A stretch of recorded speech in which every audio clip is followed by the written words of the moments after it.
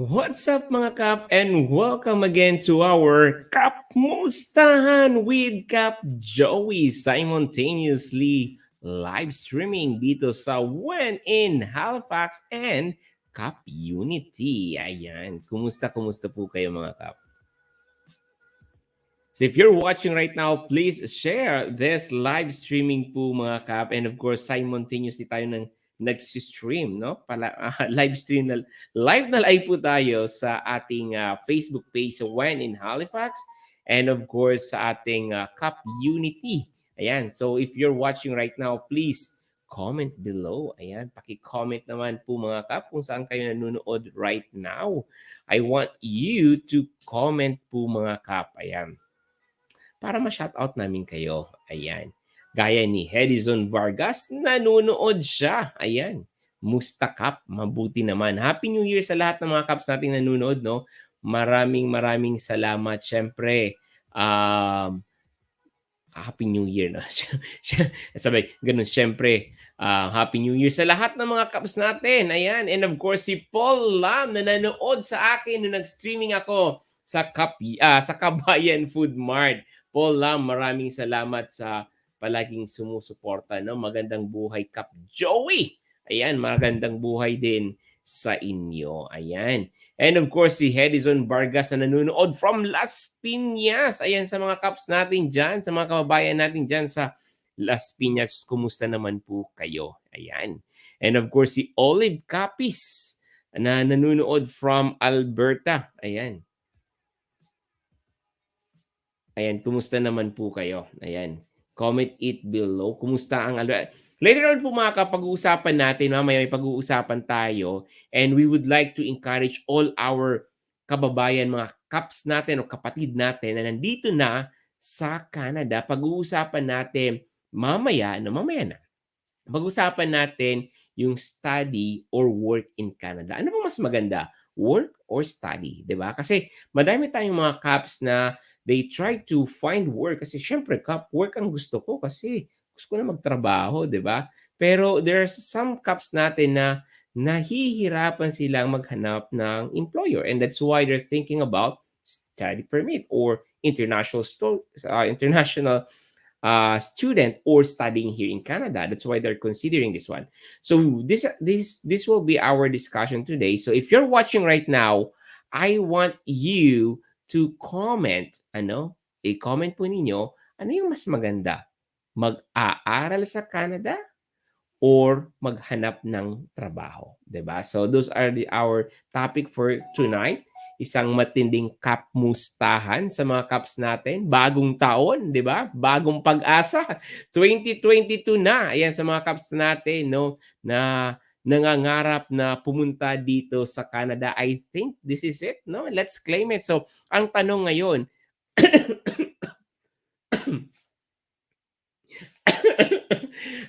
naubo ako.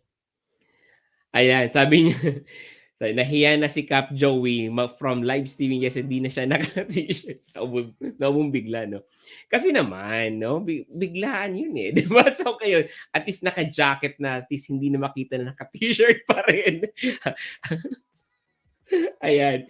Thank you, G, no? Ibig sabihin talagang sumusubaybay ka. Di ba? So, Jean, maraming salamat. Ayan. Naubo tuloy ako. And of course, si Kuya Al na palaging nandyan sa suporta sa ating community and when in Halifax. Hala, siya, walang tulog. Ayan. Okay nang walang tulog basta may gising, 'di ba? Mas mahirap yung may tulog nga pero wala ding gising. 'Di ba? Pero sabi mas mahirap 'yun, no, Kap? Mas mahirap mas okay na maging puyat basta may gising, 'di ba? Okay nang walang tulog, no? Walang tulog basta may gising. Exercise lang. Ayan, exercise na lang. Ayan, sabi ni Kuya Al. And of course, ayan, biometric na kami. Ayan, Bumblebee. Bizin. Ayan, biometrics. Ayan, eto na yan. Eto na yan. Let's claim it na. Kailangan mong i-claim na yan, di ba? I-claim mo na yan na by 2022 na pala. By summertime, ayan, magkikita-kita na tayo dito sa Canada, di ba? Si ano, Kuya Al, sa sobrang exercise niya napindot niya lang, space lang, 'di ba? Ayan, ayan nahiya na si Kap Joey, ayan from live streaming yesterday 'di na siya naka-t-shirt. Oo nga, at least naka-ano, naka-jacket na, 'di ba? And of course, coming ba sa Nova Scotia, kasi kung nandito ka sa Nova Scotia, definitely ang Settle East Coast ay nandito para sa'yo. Ayan po mga Kap. And of course, gusto ko lang din i-shoutout, nakalimutan ko na-skip eh. Si Ava, ayan, Ava, hi, good evening po. And of course, si Arnolfo Lilis, ayan, watching from Dubai. Happy New Year po, Kap. Happy New Year po din sa lahat nating mga Caps or kapatid po natin dyan sa Dubai, Abu Dhabi. Ayan, Dubai, Abu Dhabi, Hong Kong. Ayan, marami po kaming plano, no? And hopefully, in God's will po mga Kap, matupad namin yung aming plano na pumunta po dyan sa inyo. And of course, etong plano to ay hindi yan matutupad kung wala ang inyong suporta. So that's why po mga Kap, keep on following Kap Unity Canada Facebook for more announcement po mga. Napakaganda, kami mismo ang pupunta diyan sa inyo, and then may ano, ang tawag na 'to, information session 'yun, 'di ba? May info session na, may job fair pa.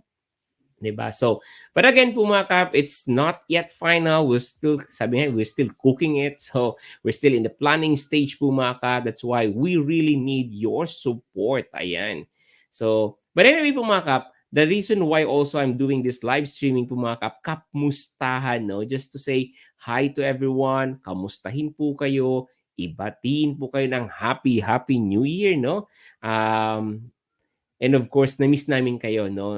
This, I think this Christmas break and holiday, ay hindi tayo nakapag-webinar, hindi tayo napag-live streaming ni Miss Mel because we decided to spend it to our family. Kasi nandito ang aking mother dear sa Halifax, no? Nagpumunta sila dito ng aking kapatid. Ayan, shout out sa aking kapatid na nanonood. Yun.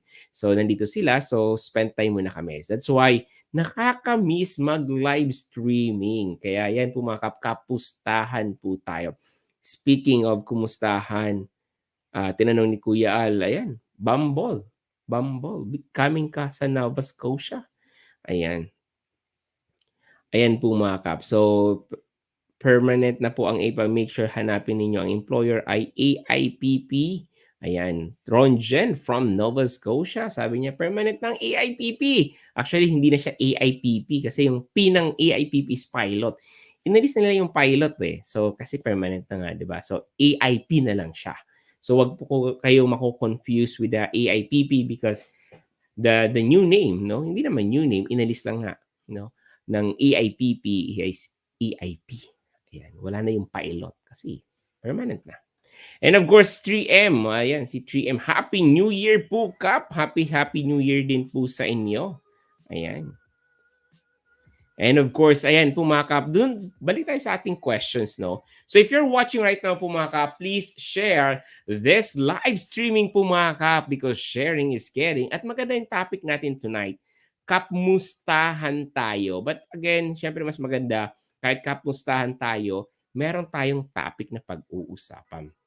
Study or work in Canada. So, sa mga Kaps natin nandito sa Canada at marami ng karanasan, di ba? Marami ng mga na experience na nandito sa Canada. We would like also to get your thoughts, no? Your perspective. Ano yung idea nyo? Ayan, shout out kay Ronjen from Nova Scotia. Si Kuya Al na napakatagal na dito sa Canada. Wala pa, hindi pa ako pinapanganak. Nandito na si Kuya Al sa Nova Scotia. Joke lang po yun. But anyway, ayan no, it's very important po mga Kap to get some different perspective. Kasi marami tayong mga Kap na nakafocus sila sa international student because they only think na ito na rin yung the easiest pathway. Or maybe, nakafocus ka sa work permit or looking for employer for AIPP pero nahihirapan ka na maghanap ng job offer and you are not considering international student. So I want to get different perspective at bakit. So bakit mo pipiliin yung study? Bakit mo pipiliin yung work permit? So minsan masabi yan, siyempre ka gusto ko work para trabaho agad, di ba? Eh what if wala kang mahanap na job offer or nahirapan ka, 'di ba? So I want to get different different perspective ng mga caps natin. So if you're watching right now, I want you to comment on the comment section po mga kap. Study or work in Canada? Anong mas pipiliin mo? Mag-aral dito sa Canada or magtrabaho dito sa Canada? 'Di ba? So I want you to comment the comment section habang nag-iisip-isip pa kayo ng inyong tina-type ninyo yung sagot, no? I want po mga kap, no, kasi syempre iba't iba yung perspective natin. Iba't iba yung reasons natin. Some people po mga kap, no, they're thinking to work in Canada, even they see yung advantage ng study, pinipili nila yung work kasi financial, magastos, 'di ba? Marami naman tayong kap na mas iniisip yung international student, hindi naman sa kaya nila, pero kaya nilang gawan ng paraan, 'di ba? Yung study, pero nakikita nila yung advantage of studying here in Canada kasi nagkakaroon ka ng number one, nag-a-upgrade ka ng iyong education. Number two, nagkakaroon ka ng opportunity to gain experience. And number three, kapag nag-aral ka dito sa Canada, nami-meet mo in person, 'di ba? Yung employer. So, mas nagkakaroon ka ng opportunity to meet the employer para mas mapabilis yung pangarap mong maging permanent residence. But somehow pumakap, in reality, nahihirapan tayo na maghanap ng employer. That's why we're thinking about studying in Canada. Kaya pumakap, I want you to share your thoughts. Bakit ba pinipili mo mag-aral dito sa Canada at bakit naman gusto mo magtrabaho dito sa Canada? Pag sinabi natin work in Canada, you are looking for a job offer. You're looking for employer. 'Di ba? So, maraming sinasabi, trabaho po sir. Ang ibig ko, sabi ni Ateneo Lugisma, 'di ba? Siyempre, 'di ba, gusto mo magtrabaho kasi the reason why you're coming here in Canada is for your dream, for your family, 'di ba? Nangangarap ka for your family and that's why you want nalobat yung camera ko. Ayan. Ayan, give me a few minutes. Sarap-sarap pa naman ako mag-intro tapos nalobat yung camera. But anyway, ayan po nga sabi ni Ateneo. Ayan, shout out sa mga atinista nating kaibigan na nanonood ngayon. A big shout out po sa inyo. But anyway, habang ayan. So, set up ko lang na yung camera natin mga kap, ha?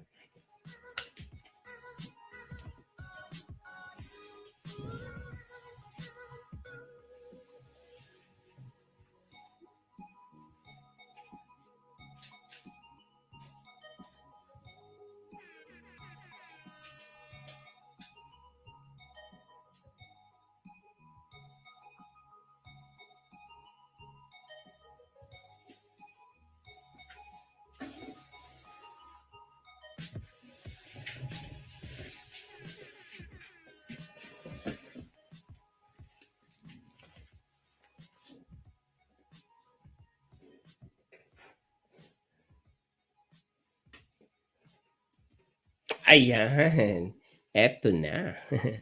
Ayan.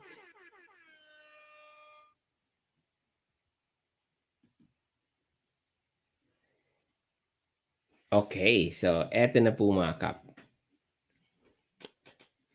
Nalobat yung ating camera. So ayan. So anyway po mga kap, eto na po mga kap, ang tanong po natin is study or work in Canada. It's very important po mga kap na alam po natin yung mga different perspectives. So I encourage you po mga kap to comment on the comment section kung ano yung thoughts po ninyo, ano yung perspective po ninyo sa tanong na to. Study in Canada or work in Canada? Sabi niya, mas maganda po siguro kung trabaho na po pag may job offer na. Definitely no. Kasi pangarap talaga natin na pumunta dito sa Canada para sa future with our family, especially if you have kids. And mas maganda meron kang trabaho para pagpunta mo dito, may pumapasok na pera, 'di ba? May income ka, 'di ba? Ayan, shout out kay Kuya Al na nanonood. Ayan. And of course, work in Canada Cup, Happy New Year! Ayan. Ano po bang first step napakaganda nito na nag-aral na po ako ng caregiver and college grad din po ako ng 4 years. Can you share what I need to do first? Ayan, sa mga caps natin na nag-aral ng caregiver, ano ba yung dapat nilang gawin, no? Napakaganda po ng caregiver right now because there's a lot of opportunity na palagi na natatandaan po mga kap, no, for healthcare providers, nurses, caregivers, ang daming opportunity. Dito pa lang sa Nova Scotia, malaki po ang opportunity ng caregiver. So, ano ba yung first step? Number one, kailangan mong malaman ano yung program. Identify mo muna kung anong program para sa'yo. And then once you identify the program, that's the time na pwede mong alamin yung requirements, no? Kasi mahirap na sabihin ko sa iyo, the first step is get your IELTS, get your ECA, no? The first step is try to identify your eligibility. Anong program mo na? Eligible ka ba dito? So if you find it difficult for you or challenging, I strongly suggest to visit our website. It's KAPmunityCanada.ca. Bisitahin mo po yung aming website and there's a free assessment. Ayan, kasama ko dyan si Miss Mel, our licensed immigration consultant. So just imagine, no, just fill up the free initial assessment and you will be given an opportunity to understand anong program para sa'yo. And it's free, di ba? Libre to. So yun. So the first step, Jack Lucido, is try to identify kung saan ka eligible, 'di ba? Kasi marami tayong mga caps na maririnig natin, unahin mo IELTS, unahin mo yung ECA, unahin mo yung ganito. Eh what if hindi naman pala 'yon, 'di ba? What if work permit ka, 'di ba? Eh what if AIPP ka, 'di ba? So, what if express entry ka, eligible ka pala sa express entry, hanap ng job offer, 'di ba? So, first is identify what is your program. Kasi baka nag-try ka sa express entry, you're trying to improve your CRS score, and then later on, you are eligible with provincial nomination program, which is it can add 600 points to your express entry profile, di ba? So the first thing to do, Jack, is to try to identify your program. Kung nahihirapan ka niyan, I strongly suggest to visit KAPmunityCanada.ca. Bisitahin nyo and there is a free initial assessment. Click that one, bisitahin yung website namin. Click mo po yung free initial assessment and then you will get an assessment from our team with Miss Amelia Ajok, our licensed immigration consultant. And from there, makakasabi ka, eto pala yung program. Pwede pala ako dito. 'Di ba? And the good news about it, aside from your getting a free initial assessment, Jack, magkakaroon ka ng opportunity to get updates from us. So if we have a job opportunity for caregivers, since nag-sign up ka sa amin, nag-sign up ka ng initial assessment, we might invite you, pwede ka namin imbitahan if there is a job opportunity. So walang talo, libre na, may opportunity ka pang ma-invite, 'di ba? So go to our website, KAPmunityCanada.ca, di ba? Sabi ni Jack, noted po, Kap. We will definitely visit your website. Thanks po for your advice. Maraming salamat din. Ito napakaganda, sabi ni Jenny, kung afford mo at may budget ka, I would recommend to go as a student initially. This might cost you, but this is the only and the best way to settle in Canada. Napakaganda nito, no? Kasi madaming mga nade-discourage maraming na-discourage nating mga kap na hindi mag-aral, no? Ayaw nila mag-aral. Ayoko kap mag-aral. Nako, napakamahal naman kap din sa Canada mag-aral. Just imagine 10,000 Canadian dollars roughly, no? Yung tuition fee, 'di ba? So that's why most of our kap slash agad yung option ng study. But always remember po mga kap, itong sinabi ni Jenny, no? If you can afford at may budget ka, I would recommend, sabi niya, I would recommend to go for student initially. This might cost you, but it's the only best way to settle in Canada. I just want to highlight ito, no? If you are, if you're going to think na expensive yung study, it's expensive. But if you're going to think as investment, makikita mo maganda, 'di ba? Pag iba kasi yung perspective mo with international student, if you think it as expenses, then talagang mahal. It will cost you big amount of money. Malaking pera ang gagastusin mo. However, there are some caps natin na naintindihan nila yung value ng international student. That's why they don't consider the international student as expenses, but rather they consider it as investment to their family, to their self. Bakit naman po, Kap? Because once you study here in Canada, as I mentioned po mga Kap, number one, no? Number one, you are upgrading your education base mismo dito sa Canada, sa loob mismo ng Canada.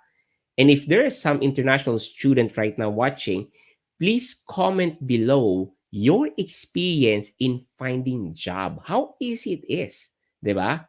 Sa mga caps natin, kapatid natin that are watching right now, if you are international student, I want you to comment on the comment section kung gaano kadali maghanap ng trabaho if you are already studying or you already finished your program here in Canada. May advantage pa because what I know po mga kap, no, once you have Canadian education, Canadian diploma, or you graduate or you finish your program here in Canada, mas lumalawak yung opportunity mo to find a job, no? Yung job opportunity. Bakit naman? Kasi imagine, no, makakapag-compete ka na sa mga nandito sa loob ng Canada. That's the number one. And number two po mga kap, sabi ko kanina, in flesh, in person, makikita ka ng employer. And at the same time, nag-aaral ka, there's an opportunity na makapagtrabaho ka rin, limited nga lang ang oras, however, may opportunity ka magpasikat, 'di ba? May opportunity ka magpakita ng skills mo na eto talaga ako, employer, ganito ako magtrabaho. So nagkakaroon ka ng opportunity na pakita ang sarili mo, 'di ba? Compare if you're going to look for a job outside Canada. 'Di ba? Kasi through email, through resume, and that's it. Siyempre, if you are an employer, let's put yourself as an employer. If you are an employer, sino ang pipiliin mo? Aplikanteng nasa harap mo na or aplikanteng outside Canada? So let's put yourself as an employer. Ikaw ang employer ngayon. Sino ang mas pipiliin mo? Aplikante na nandito sa harap mo or aplikanteng wala dito? However po mga kap, I'm not discouraging people or caps natin o kapatid natin, kakababayan natin na naghahanap ng trabaho outside Canada kasi there are some employers that are very willing to wait for you. Kasi ikaw lang at wala ng ibang skills na ikaw lang ang wala silang mahanap na iba kasi ikaw lang talaga yon kasi you're very skillful. Kaya nga skilled worker, di ba? Kasi wala silang mahanap na ibang aplikante kundi ikaw lang. And that's why even the process is very long, they're willing to wait. 'Di ba? So case to case basis 'yan po mga kap. So that's why I strongly agree with Jenny, no. If you can afford, no, afford mo, then mag-aral ka, 'di ba? So ayan. Um Applying outside Canada po, ask ko lang po, possible mo makapag-apply sa Canada under PSW with employer na but not required ang IELTS and WES. Ang explain po sa akin is need ko lang ng WES and IELTS. Once mag-apply na po ako ng PR, possible po ba yung CAP? Thank you po. With this, no, babalik, I am not an licensed immigration consultant. Miss Amelia, my partner in Community Canada, is the licensed immigration consultant. But the best way to answer this, no, please review yung program. So if you have someone helping you, the best way is ask, what's the program? If the program is provincial nomination program occupation demand, then there's a requirements needed. If it's EIP or the bagong pangalan ng Atlantic Immigration Program, then there's a requirement there. There's a requirement for IELTS. There's a requirement for um, ECA, 'di ba? So, magdidepende 'yan sa program. Or malay mo work permit ka ina-apply. So, identify first the program, and that's the time that we can answer your question. And of course, reserve that questions. Speaking of, no, if you have lots of questions about immigration po mga kap, I'll suggest po mga kap to join every Friday, 9 a.m. Halifax time. That will be 9 p.m. 9 p.m. po mga kap, Manila time. You can ask questions kasama si Miss Amelia Ajo. The reason why po mga kap, I don't answer immigration, no? Kasi syempre dapat licensed immigration lang ang nagbibigay sa inyo ng advice, di ba? So it's very important also po mga kap, if you're dealing with an agency, if you're dealing with someone, if there's someone helping you, make sure po mga kap that they are licensed immigration consultant. In our case, Kap Unity Canada is also owned and managed by Miss Amelia Ajok, wherein Miss Amelia Ajok is a licensed immigration consultant. Diba? So, palagi nyo tatandaan po mga kap, if you're dealing with someone, dapat licensed immigration consultant. So, mga kap, the reason why also I'm doing this live streaming is to invite you, no? Napaka-excited po ako mga kap to invite you with our new program this coming next week. Next week po mga kap, we have a new program which is Everyday Nyo Na Kami Makakasama. Ayan, parang ayaw nyo. Sabi gano'n. Ayan, ayan. So we have a new program with Miss Amelia every day na, Monday to Friday na tayo magsasama-sama, and weekends lang tayo magpapahinga, no? So, parang excited ako, tas kayo hindi. Sabi ganun, no? Ayan. We are so excited po mga kap to invite you with our new program, no? If you are always joining our free webinar every Monday, no? Every Monday, 1 p.m. And hindi ko nakita yung questions. Ayan. So, if you are watching right now po mga kap, if you're always joining us every Monday, we have a free webinar po mga kap. Free webinar every Monday. We have, hindi natin aalisin, we will just change the schedule into 1 p.m. Halifax time.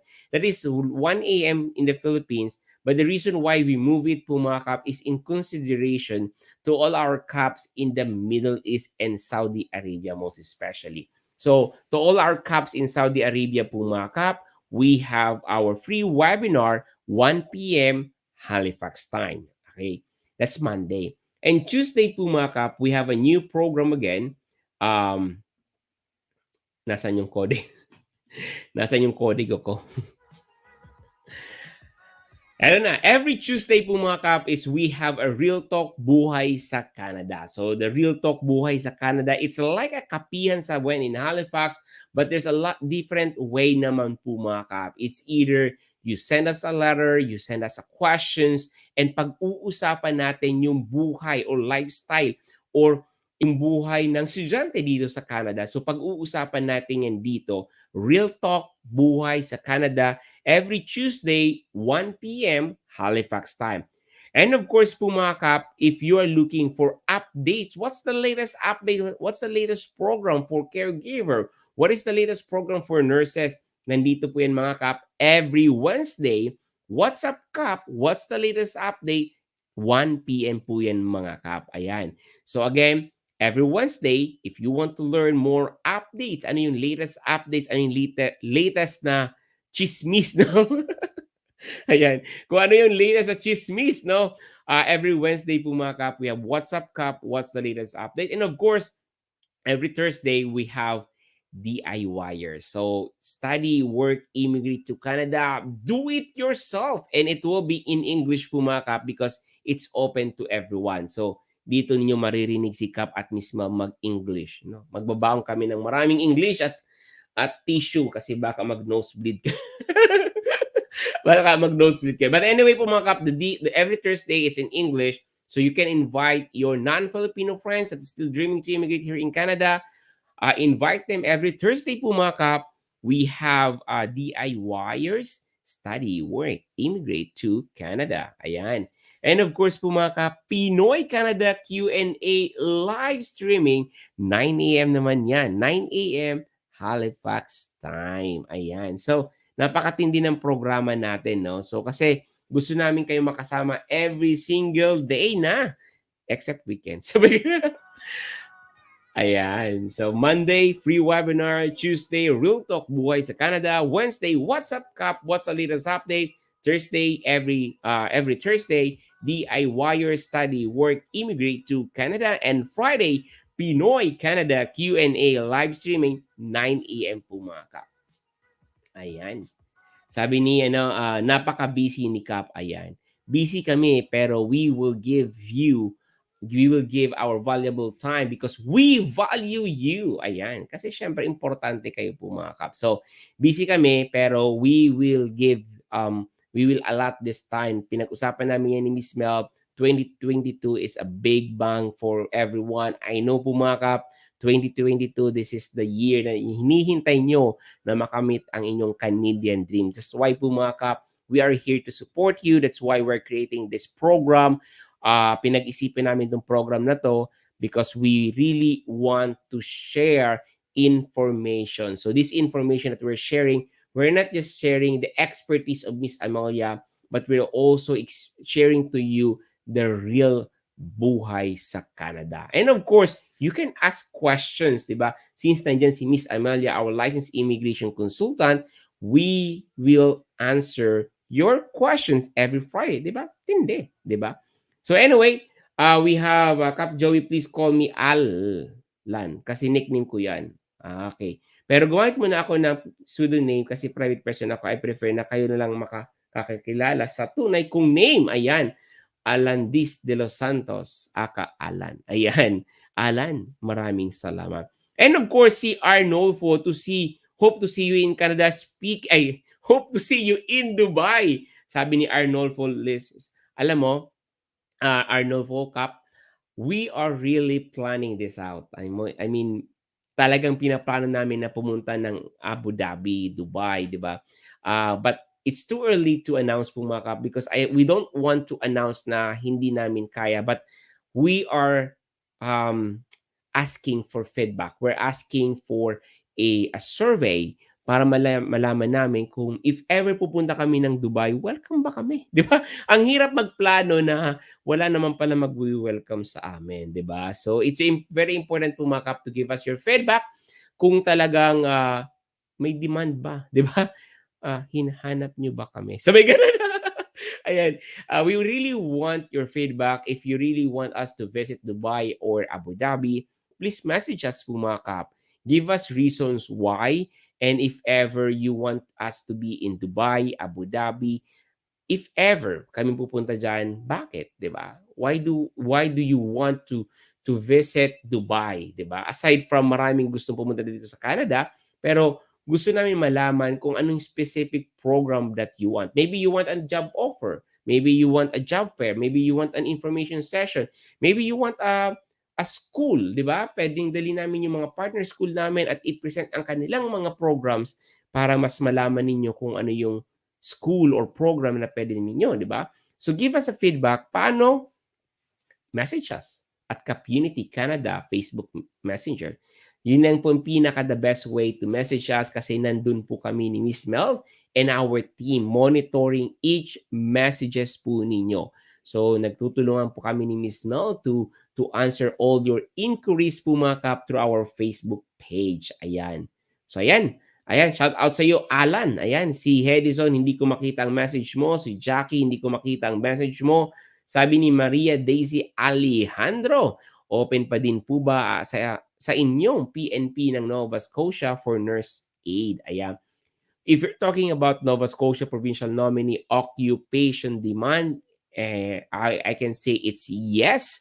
Just check the website. It's novascotiaimmigration.com/move dash here. Ayan, you can check that website po mga kap. Ayan, sabi ni Princess, ayan, check the occupation demand po mga kap. Nova Scotia Provincial Nomination Program Occupation Demand. Check that program.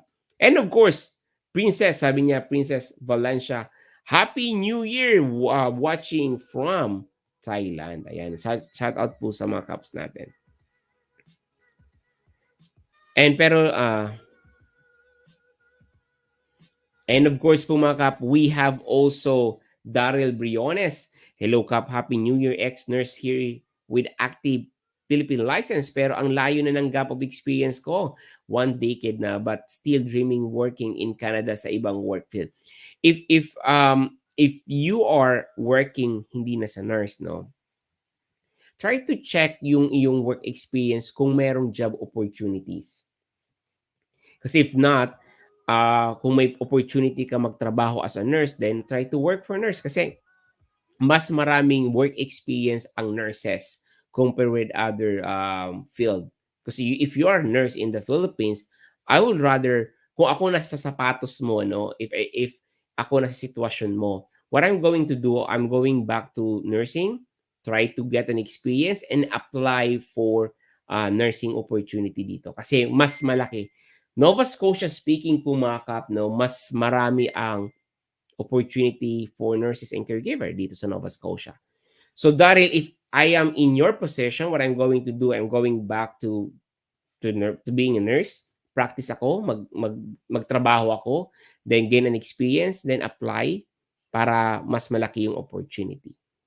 And at the same time, remember, meron ka pang other skills which is once you are here in Canada at nag-gain mo na yung permanent residence mo, then you can practice your passion. Kasi if you're working like you're working in a sales or you're working in a business, you're working in pero nurse ka, 'di ba? And you want that kind of career, then try to go back to the hospital, magtrabaho ka as a nurse and then naabot mo na yung pangarap mo, nandito ka na sa Canada, naging permanent resident ka na, then you can do whatever here in Canada once you're a permanent resident. Parang ako, 'di ba? I'm a nurse in the Philippines. I work as a nurse in the Philippines and nandito ako sa Canada 2016, 2018 I started my own business, 'di ba? So you can follow your passion once you are here in Canada. There's a lot of opportunity po mga kap once you are here in Canada. Medyo challenging, medyo mahirap lang ng konti lang, no? Think positive tayo. Ng konti ang pag-aabot ng pangarap mo dito sa Canada. But once you are here in Canada, madali na lang, di ba? So, yan. And of course, ayan, so, ayan. May mga immigration concerns, ano, I will not answer the immigration concerns because I want to reserve that immigration concerns directly with Miss Amelia. Pero don't worry po mga kap, no, because every day na ang aming programa so you can ask questions. But again, we have different programs po mga kap. As we mentioned, we would like to invite you with a new program. Monday po mga kap, 1 p.m. 1 p.m. we have a free webinar. And of course, pag Tuesday, we have Real Talk Buhay sa Canada. 1 p.m. naman po yan ng Halifax time. And of course, every Wednesday, we have WhatsApp Cup, what's the latest update. And every Thursday, we have DIY, do it yourself, work, study, work, immigrate to Canada, do it yourself. So if you have, it's in English po yun mga kaps, so you can invite your non-Filipino friends. And every Friday, 9 a.m., hindi na 1 p.m., 9 a.m., Q&A po mga kaps. So you can ask your question on the Q&A dahil kasama natin dyan si Miss Amelia Adjo.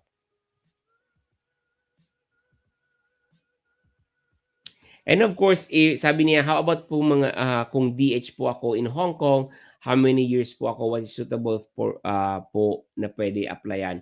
I would always suggest po mga kap to do your initial assessment. Kasi marami tayong mga DH na nakapagtapos, di ba? Marami tayong mga DH na caregiver. Marami tayong mga DH na high school grad, di ba?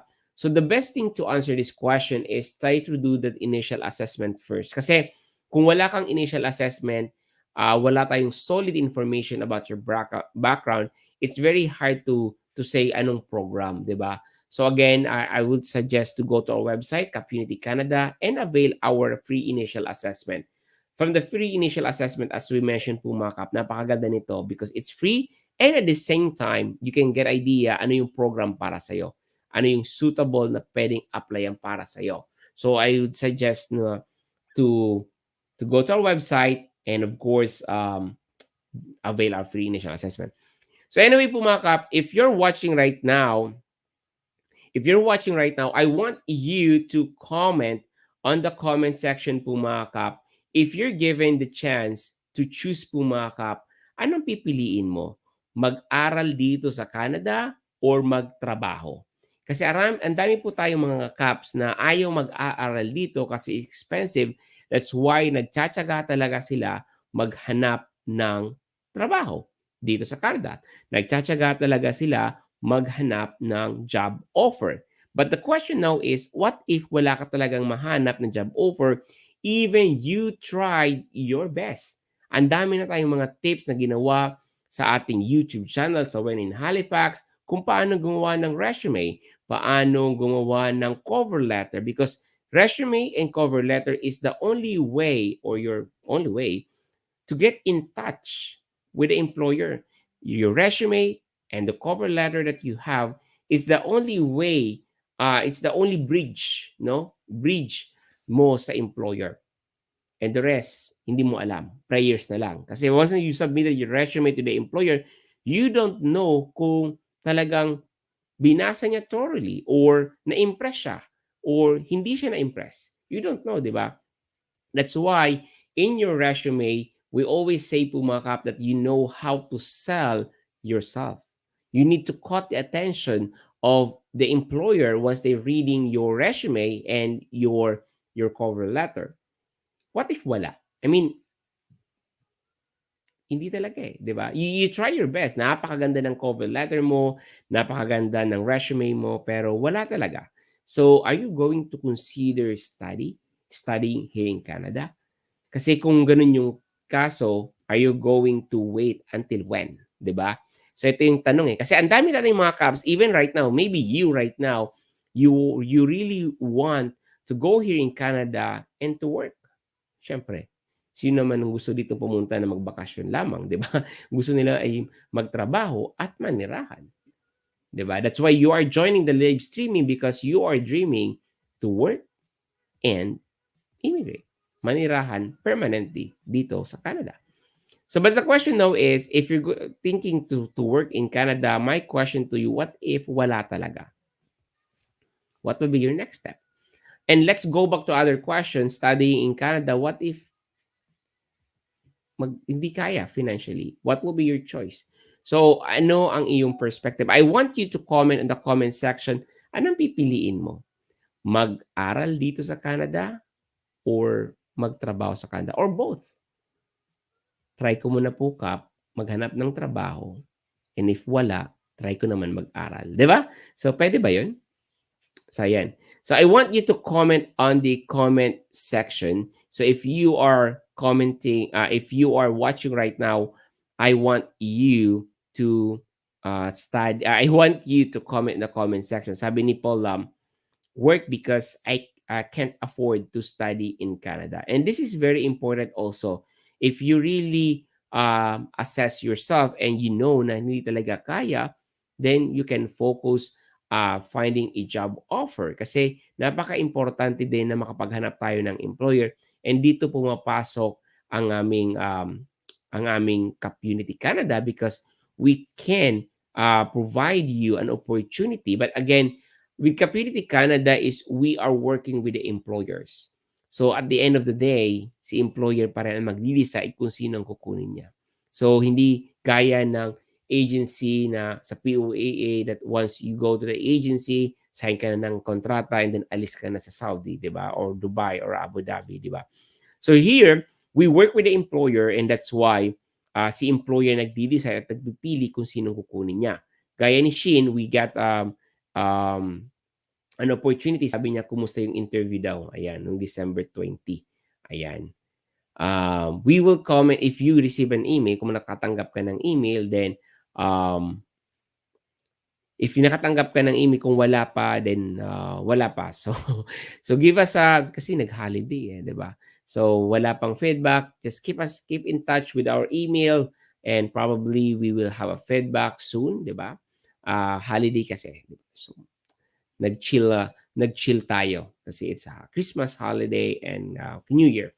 But we will definitely connect with you through email. Ayan. Morning Cup. Ayan. Mahaba-haba 'to. Any updates regarding EIP? Planning to immigrate with the family through express entry or EIP? Very challenging for us pumunta kami diyan. Student or working with our kids. Challenging din po diyan sa Atlantic region. Makahanap ng work in architecture, engineering. Thanks and God bless. Napakabilis ng aking pagbasa. Ayan. So, ayan. With the update with the EIPP, they just thank you po, Kap, sa pag-update, sabi ni Chin Chan. Definitely, sa lahat ng mga nakausap ni Chin Chan, no, we definitely connect with you through email for privacy reason, no? Syempre, ayaw mo naman na bino-broadcast dito sa live streaming. But again, we will keep you posted po, mga Kap. And of course, to go back with Mark, no, challenging po ba kaya diyan sa makapaghanap ng architecture or engineering? It's hard to tell, no, because architecture and engineering is a regulated profession. So definitely you need to have a parang nurse license, diba, to practice here. The reason why it will be challenging is that finding or getting a license. So, however, I'm not hindi ako knowledgeable kung paano maging licensed architect ka or licensed engineer ka dito. But as regular resident ng Halifax or Nova Scotia, nakikita ko yung development ng Halifax. Nakikita ko maraming mga construction na nangyayari. Maraming mga renovations na nangyayari. Maraming mga building na nire-renovate. And with that, I can say that there is a demand for engineering and architect. Kasi yung Halifax itself is really growing, di ba? It's really nandun. Kahit COVID, nakikita mo, natapyas. Nawala yung building, may pinapatayo na naman na bago. Pagbalik mo, eto, nawala na naman to kasi may pino-construct. So, if you're going to downtown, you will see that there's really a change. There's a development. So, with that situation, I can say that there is a demand for architect and architect or engineer. If it's challenging, it's hard for me to tell you kasi it's a regulated job. It's like a nurse na kailangan mo ng license. With the nurse, alam ko yung process because I'm a nurse by profession. And also I experience how to process the ENAS, all the requirements. But with architect and engineering, I'm not sure about it kasi hindi ko yun na-process. However, it's a regulated job, di ba? If you're thinking with the AIPP, the good news about it, AIP is already a permanent program. So, hindi na siya AIPP kasi yung pilot, AIP, yung unang P is pilot. When you say pilot, it's under trial or under survey, under observation, di ba? But now, they see the value of AIPP. That's why they make it a permanent and now they call AIP, di ba? Wala na yung pilot kasi permanent na. So, the good news is January 3, nagsabi sila na this will be a permanent program. And the only problem is that ang daming bagong requirements si employer. So, there will definitely a delay again kasi maraming mga requirements para maging designated employer si employer. Kasi hindi basta-bastang employer lang. Kailangan ay designated employer but there is a requirements needed ni employer to comply first para masabi silang designated employer. So yeah, there will be a big, I think, delay for all the application. That's what we're seeing because of the program change or program requirements for the employer. I think this will be the best time to discuss in our free webinar. So if you are at joining or watching this recorded video, I strongly suggest to join our free webinar every Monday, 1 p.m. Halifax time. Kasi pinag-uusapan natin ni Miss Mel, napakaganda ng webinar namin because we explain it in a layman's term, in the easiest way, in the easiest form of presentation. So mas maiintindihan nyo yung program, how the program works. And the best thing about it is discussed by our licensed immigration consultant, Miss Amelia Adjo. So yun. So I think that's a study work in Canada. Napakabilis ng oras. It's a 1 hour streaming that I'm doing. For me po mga kap, just to wrap up our topic, study or work in Canada, my answer to it, if you're going to ask me, are you going to work or study in Canada, Kap? My tip for you or my answer to this question is I'll do both. I'll try both. First, I'll give myself timeline. 1 to 2 years, I'll try to find a job offer. So 1 to 2 years na yan, what I'm going to do, I'm going to save money. Diba? Mag-iipon ako sa 2 taon, mag-iipon ako ng pera para sa study. Kasi that's my backup plan. And it's very important po mga kap, if you're dreaming to immigrate here in Canada, it's very, very important that you have a strategic plan. You have a plan sa sa Canadian dream mo. Pangarap mo to di ba? So it's very important po mga kap that you have a plan. If you're not financially ready, kasi hindi naman po ako kap ready, then make yourself ready. Di ba? So I know it's hard. I know it's not easy. Pero pag gusto, maraming paraan. Di ba? So for me, to answer this question, study or work in Canada, anong pipiliin mo? That's my question when we start this live streaming. My answer to this question is, gawin mo dalawa. Gawin mo to. First 1 to 2 years, what I'm going to do is I'm going to do my best to find a job offer, to find an employer, plus I'm saving my money in plan B. No? Just in case wala akong mahanap, meron akong plan B. Meron akong panggastos if ever wala akong mahanap na job offer. Meron kang proof of funds, meron kang pang tuition fee. And the best thing about it is if there is a program na kailangan ng proof of funds, gaya ng example ko Nova Scotia Provincial Nominee, Occupation Demand, kailangan ng job offer, and let's say you have a job offer, however, there's a proof of funds requirement, pero wala ka proof of funds, paano naman yun? 'Di ba? Paano kung meron ka ng job offer, you're not financially ready. Diba? So if you're going to get my tip, 1 to 2 years, allot yourself, do your best to find an employer, but at the same time, you are saving money for your proof of funds and for your tuition fee. Because along the way, naswertehan mo, nakahanap ka ng employer, at sabi ng government requirement is to have a proof of funds, sasabihin mo, ready ako. Kasi sabi ni Kap, habang maghanap ng job offer, mag-ipon. Diba?